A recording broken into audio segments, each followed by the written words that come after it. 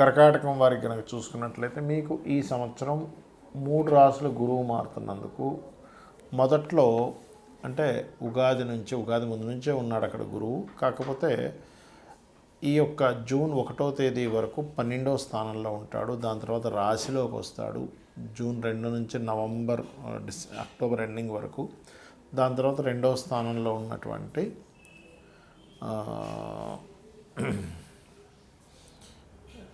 స్థానంలోకి గురువు వెళ్తాడు. మరి ఈ యొక్క గ్రహస్థితిని అనుసరించి మీకు ఎలా ఉండబోతుంది, మీకు ఎటువంటి ఫలితాలు ఉన్నాయి అనేటువంటి విషయాలు చెప్తుంది నేనైనప్పటికీ చెప్పిస్తుంది సాక్షాత్ లలితా అమ్మవారిగా భావిస్తూ ఆ లలితాంబిక అమ్మవారి యొక్క అనుగ్రహం మీకు పరిపూర్ణంగా కలగాలని మనస్ఫూర్తి కోరుకుంటూ, ఇక్కడ గమనించినట్లయితే కర్కాటకం వారికి 12లో ఉండగా గురువు అతిచారం ప్రారంభమవుతుంది. కాబట్టి 12వ స్థానం అనేటువంటిది ఖర్చులు, విదేశీ యోగాలు, ఇన్వెస్ట్మెంట్స్ ఈ స్థానం. కాబట్టి విదేశాలకు వెళ్ళడానికి అనుకూలత అయితే లభిస్తుంది ఇక్కడ, అందులో ఎటువంటి సందేహం లేదు కర్కాటకం వారికి.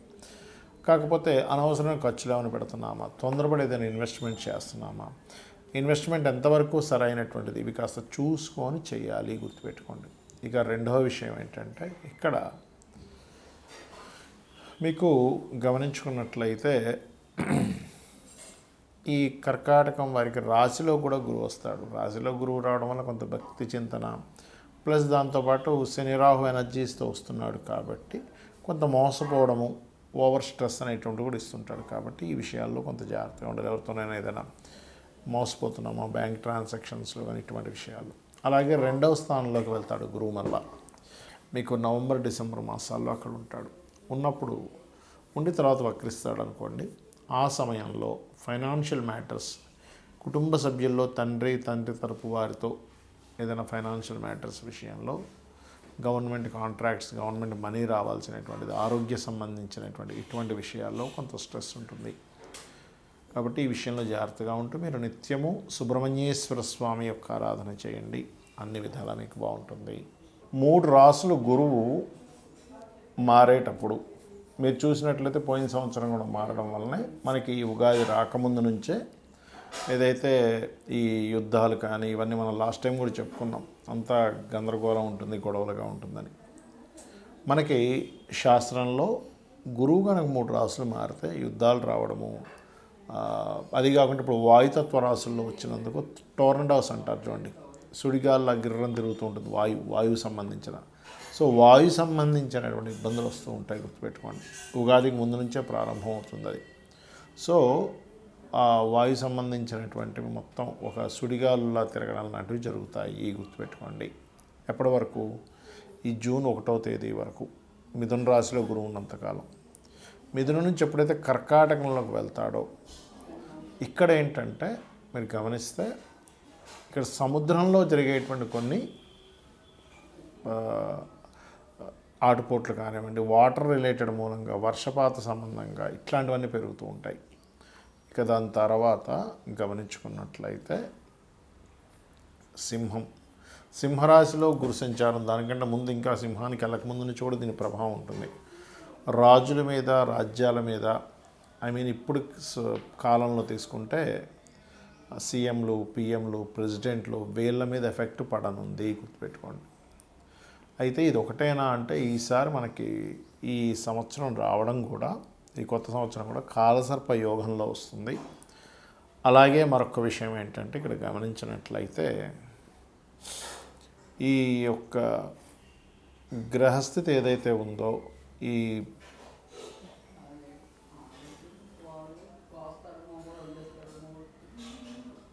ఈ కాంబినేషన్ ఏదైతే ఉందో, ఈ శని రాహుల యొక్క ప్రభావం గురువు మీద ఉన్నందుకు, ఈ సంవత్సరం రాజు గురువైనందుకు, గురువు వాయుతత్వ రాశిని, జలతత్వ రాశిని, అగ్నితత్వ రాశిని, ఈ 3 రాశుల్ని టచ్ చేసుకుంటూ మారుతున్నాడు. కాబట్టి అగ్ని, జల మరియు వాయు సంబంధించినటువంటి ఇబ్బందులు రానున్నాయి. కాబట్టి మీరందరూ కూడా నవగ్రహాల్లో ముఖ్యంగా శని, రాహు, గురువు, కేతు, కుజుడు వీలైతే ఈ గ్రహాల దగ్గర దీపారాధన చేయడము, మరియు చండీ వినడము, చండీ పారాయణం చేయడము ఇవి ఖచ్చితంగా చేయండి. వీటి వల్ల ఏమవుతుందంటే ఈ ప్రకృతి విపత్తుల వల్ల, యుద్ధాల వల్ల ఎటువంటి ఇబ్బంది కలగకుండా ఉంటుంది, గుర్తుపెట్టుకోండి. అలాగే మరొక విషయం ఏంటంటే ఇక్కడ గమనించినట్లయితే ఈ యొక్క కాంబినేషన్ ఏదైతే ఉందో పర్టికులర్గా మనకి గమనించుకున్నట్లయితే ఈ యుద్ధ సంబంధించిందనుకోండి, లేకపోతే ఇవన్నీ పెరుగుతున్నాయని చెప్పుకున్నాం కదా. ఈ 3 రాశులు మారుతున్నందుకు మరొక విషయం ఏంటంటే మిథున రాశిలో ఉన్నప్పుడు ఈ కమ్యూనికేషన్ రంగాలకు సంబంధించిన, ఈ సిగ్నల్స్కి సంబంధించిన ఇటువంటి విషయాల మీద దాని ప్రభావం పడనుంది, గుర్తుపెట్టుకోండి. అలాగే మరొక విషయం ఏంటంటే ఒక రకంగా చెప్పాలంటే ఇది 3వ ప్రపంచ యుద్ధమే, ఇంక దానిలో ఎటువంటి సందేహం లేదు. ఎందుకంటే మనకి శాస్త్రంలో గురువు కనుక 3 రాశులు మారినట్లయితే 7 కోట్ల జీవరాశులకి ఇబ్బంది అని చెప్పడం జరుగుతూ ఉంటుంది. 7 కోట్ల జీవరాశులకి.